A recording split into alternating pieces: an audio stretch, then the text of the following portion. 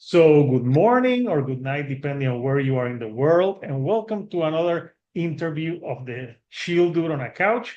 I'm your host, Hector, and today I'm joined by Chaney Crabb, and you may know her as the lead singer from the band ENTHEOS, which is a band. When I got the promo, I'm like, oh yeah, I know that name. I've been listening to the band's music for a while now. So, first of all, Chaney, how are you today?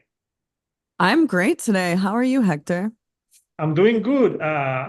I was watching your Instagram 30 minutes ago. You forgot to take your merch. Mm, yeah, I tend to do that. It's like I, so we played a festival a couple of weeks ago and it was a fly date. So all of our merch is in our house. So I have to like organize everything for us to take. And we got a huge shipment of merch and I just kind of tore through it so that I'd have stuff to take to the festival. And now 2 weeks later, I'm having to deal with the repercussions of that. It's one of those things that you know how in the moment you'll just be like, I know I'm giving myself a lot of work to do later, but I'll figure it out then. And then you're kind of pissed at yourself when you actually have to do it. Yeah, that happens. But yeah, the merch looks good. And Yeah, thanks. you guys are releasing an EP. And last year, you released an album last year because I remember listening to the album. So this EP is 5 tracks, but the vinyl version has 3 additional tracks, live performances of older songs. So I was reading about the background about this EP, and it's a very personal EP for you because you're recounting the story about, a friend that succumbed to addiction. So tell me a little bit about the background of the themes for the EP. Yeah, so like you said, the whole thing is about addiction. And what actually happened is I had a friend who I was very close to, and he was an enabler of someone else's addiction without going too far into his story because it's really like a dark, fucked up story. And it's crazy to me that I witnessed this and that I witnessed one of my best friends going through this, but he was an enabler to a drug addict and he ended up dying as a result of being an enabler, which is really I know it's vague, but I don't just out of respect for his family, I don't want to No, go of too course. far into the story. But yeah, so I watched this happen essentially in real time, and I and others tried to get this person away from him, and it just didn't work because he was in love with the person. And yeah, basically he ended up dying because of it, and it was a really dark, fucked up situation that I kind of watched play out in real time. And I moved from Santa Cruz, California, where I lived, where I saw him constantly. And I moved to Nashville 3 years ago. And I remember when I left telling him that I just hoped the next time that I saw him that this person would be out of his life because everyone knew that it was a bad, really bad thing. And it was just getting darker and darker as time moved on. And we had a show in Santa Cruz 4 months later, and he and I knew that we were going to see each other. So we had planned on that day hanging out. And, I was just like, I hope this person's out of your life. And he died in those 4 months. He died before I had the chance to go back and speak to him again.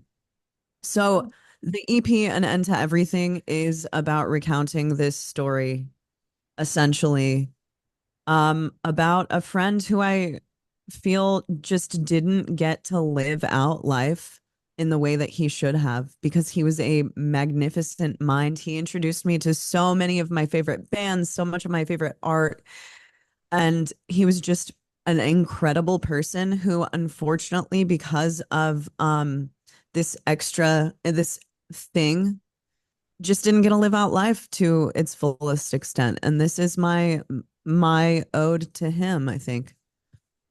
Yeah, no, it's very personal, and the EP, you do a lot of like vocal ranges from like guttural to clean vocals, and I've seen your videos where you can drop like can go from gutturals to like that, like really like evil sounding. How the fuck do you do all that?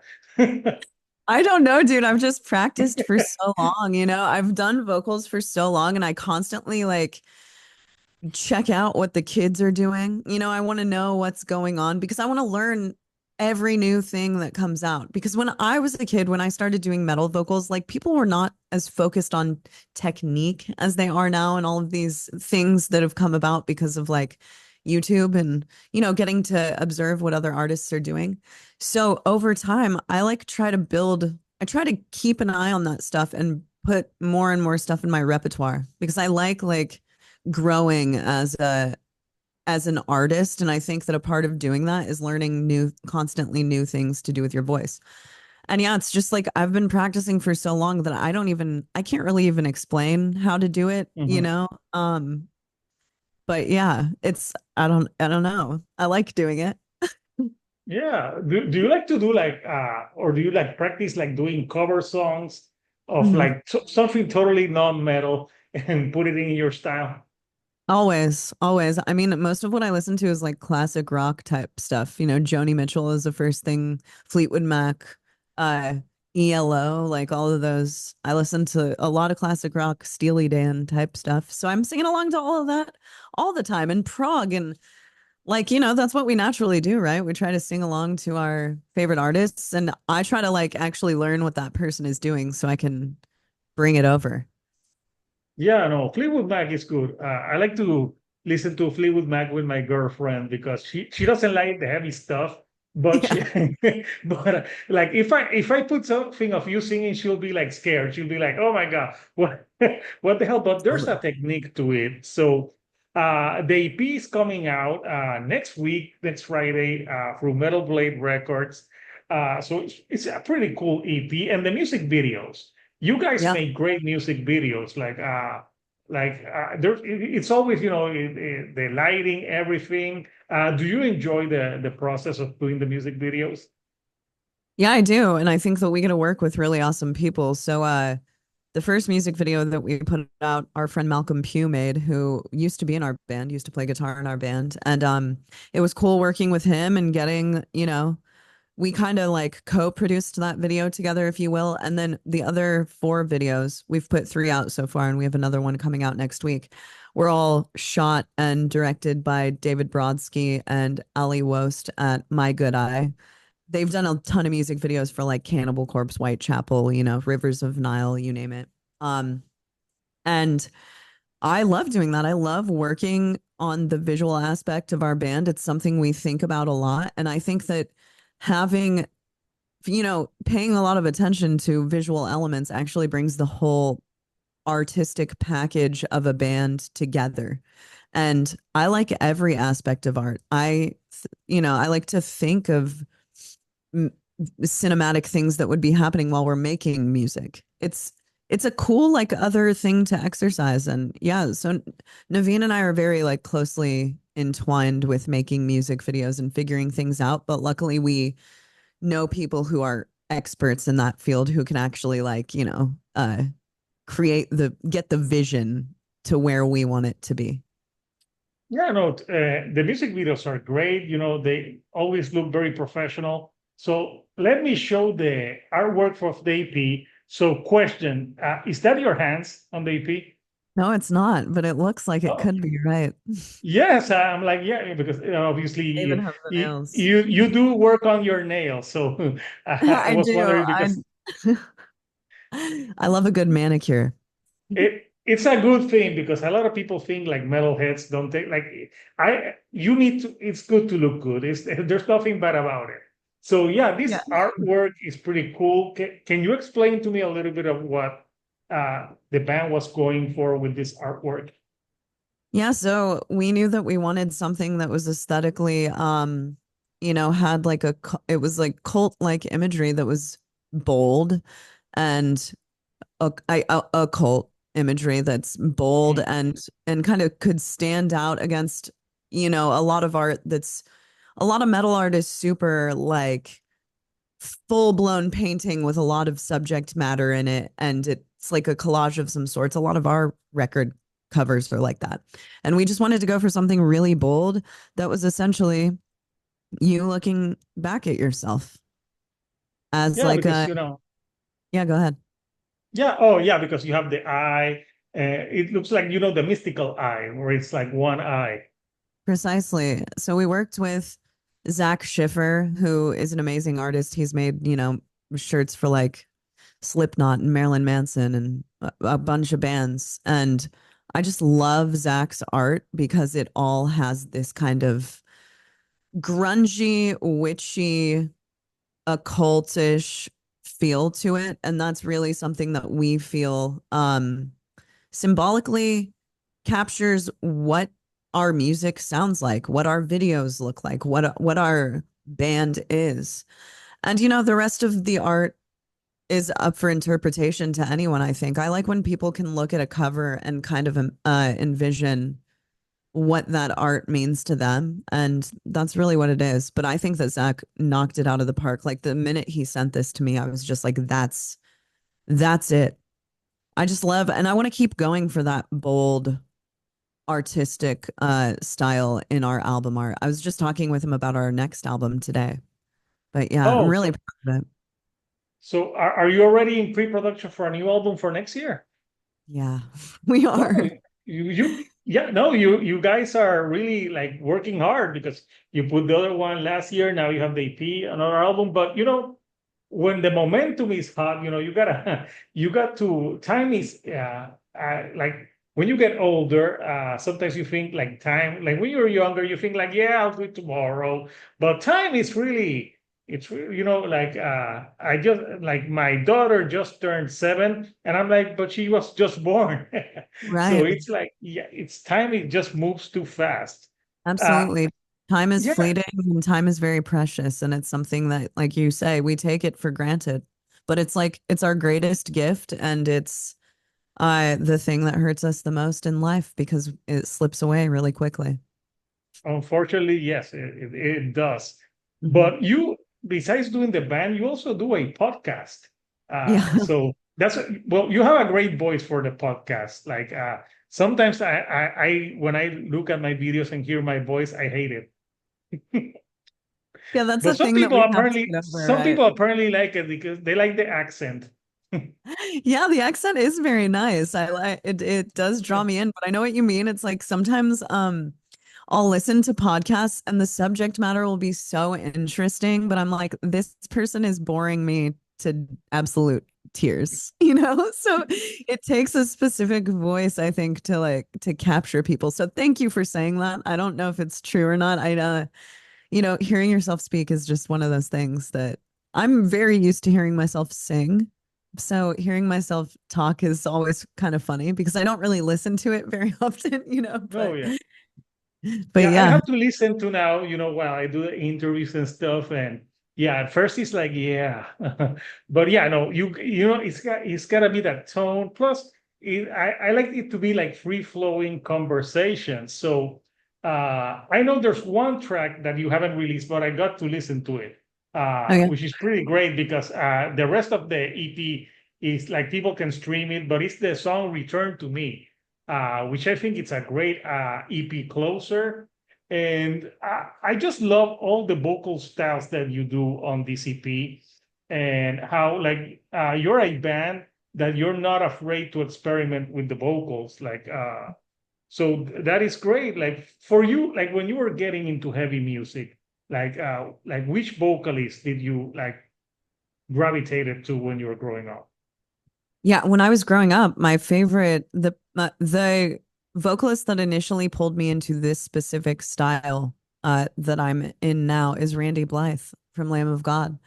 He and then I was listening to a lot of stuff like Kill Switch Engage and Cradle of Filth and Bleeding Through, and then eventually I got more and more into heavier stuff. And but yeah, Randy Blythe was the first one to pull me in, and a lot of it is because of, first of all, he has a very dynamic range, Randy, and He does. yeah, and he's very good at pronouncing words. You can hear the things that he says. And and I aspire to do that as a vocalist because I like you know, the kind of vocals when you listen to a band and it's really all just sounds and it's no like there aren't any words sticking out to you, that doesn't really grab my Yeah, attention. I'm you a hear like lyric. that. Yeah, yeah.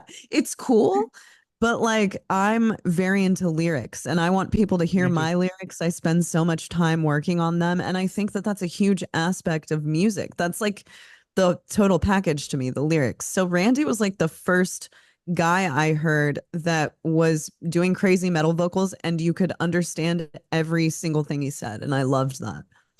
Oh yeah, like and it's funny that you mentioned Lamb of God because today I got a Facebook memory that 14 years ago I saw Lamb of God when they played in Puerto Rico. Oh, And amazing. yeah, and I went to the concert with a Lamb of God shirt. I'm like, oh no, I was that guy. Like, Yeah, you're that guy. You know, the funny thing is, when you're a kid, the people who do that are like the posers. You're like, you don't want them. But now, when people show up to our shows in our shirts, I'm like, fuck yeah, that's a real fan. You know, so yeah, the band loves it. It's not a that guy thing. yeah. So it's good. So yeah, and his vocals, I remember especially when he did that the album in 2015, Strong, where he had that song where he's singing like clean Hmm. vocals for the whole time. I'm like, yeah, he's got a great range. Plus, I don't know, have you read his book?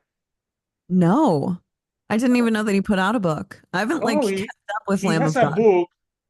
You know that you know that he was when he played in Czech Republic, there was a fan that got on stage and he fell and then he died. So then when he went back into the Czech Republic, this was in 2010, 2011, he got arrested for manslaughter and he wrote the book, the 6 months that he spent or 5 months that he spent in a Czech Republic prison. Oh my Uh, God, I'm it's gonna a download that it's and a read it. very riveting, interesting book, and like you learn a lot of like what he went through, and he still went back to the country. I'm like, if that happened to me, I would never Never. again go to that country. So yeah, no, it's a really good book. So I rec great book. I can't Wow. remember. Dark Days, I think is the name of the book, and it's Okay. pretty interesting because you get a lot of like about like his experience through what he went through in jail, and also he's a great photographer. Yeah, he is. Like He's a really good photographer.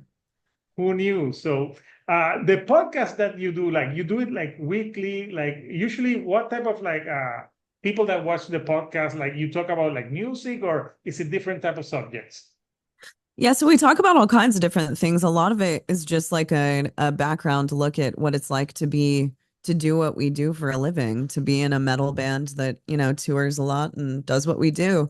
But we also have friends of ours on the podcast, and it's like it is a really free-flowing conversation. So, you know, if we just got off of a tour, we'll talk about that, or if we're about to go on a tour, we'll talk about that. We'll talk, you know, we'll have friends of ours on the podcast. Last week we had the producer Mark Lewis on the podcast. Just, you know, it's meant to be kind of open-ended like this, like not really interviewee, but it has aspects of an interview Yeah. in it. And really it's just a way for us to like connect with our fans and people who have actually become friends. It's been a really good way for us to build a community with people who know about us because of our band. And that's opened up a whole new side of playing music because people will come to the podcast or come to our shows and they'll be like, I feel like I know everything about you because you have a podcast. And you know, they know things that people wouldn't otherwise get to know. And I'm such a huge fan of podcasts. Like I listen to comedy podcasts religiously. And I love that aspect of getting a background look at what it's like to run a business as being a comedian and all of the things that happen along the way and all those like backstage stories. It's like reading someone's book, but getting it all in real Yeah. time. Yeah. So Yeah. I think it's Recently, been fun. I did the audiobook for the Psalm 41 singer. Oh Uh, yeah. yeah, it was. I thought it was gonna be more light because his YouTube he did like YouTube shorts and he did like funny stories, but no, there's heavy subject matter.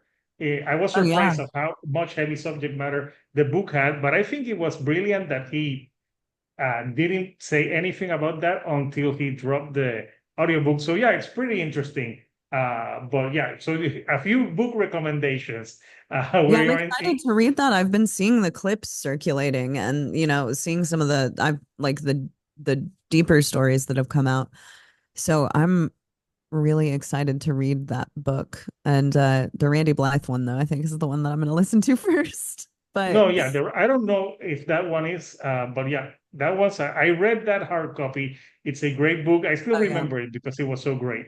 Uh, so yeah, so I know the EP is coming out next week. Do you have like EP release show? What's next for the band? We are not doing an EP release show, but we are going on tour in January. We haven't announced it yet, but I'm assuming it's going to get announced in the next 3 weeks or so. So Okay.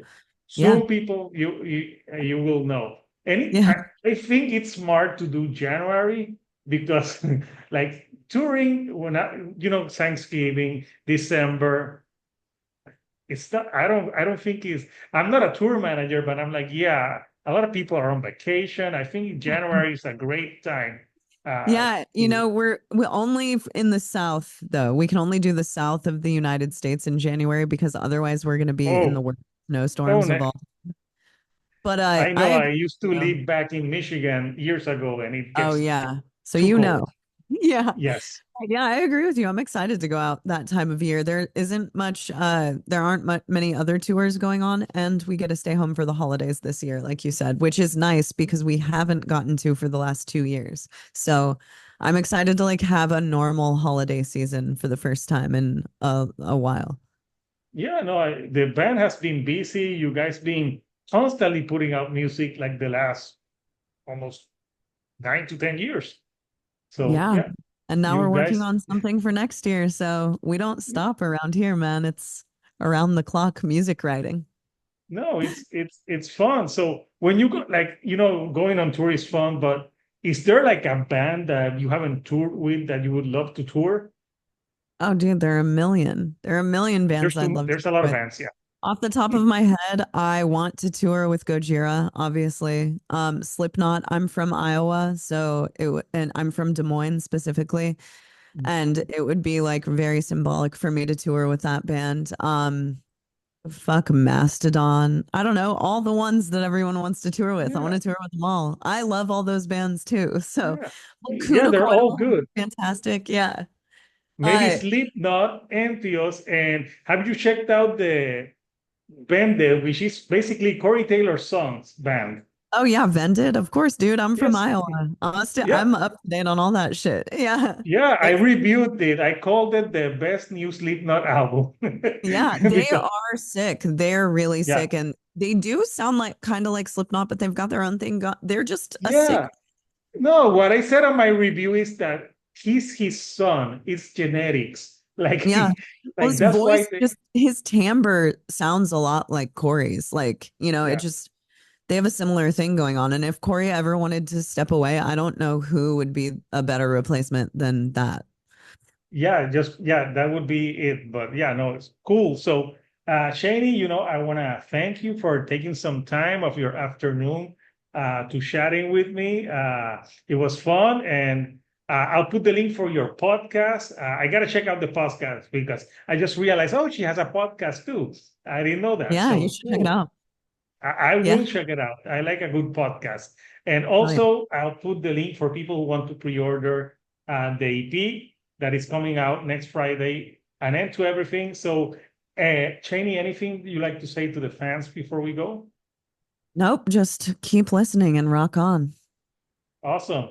So again, thank you for joining me, from Nashville here to Puerto Rico. So, couchers, until next time, this is Hector, the Shield Dude on a Couch, and I'll see you all right here on the couch. Thank you and goodbye.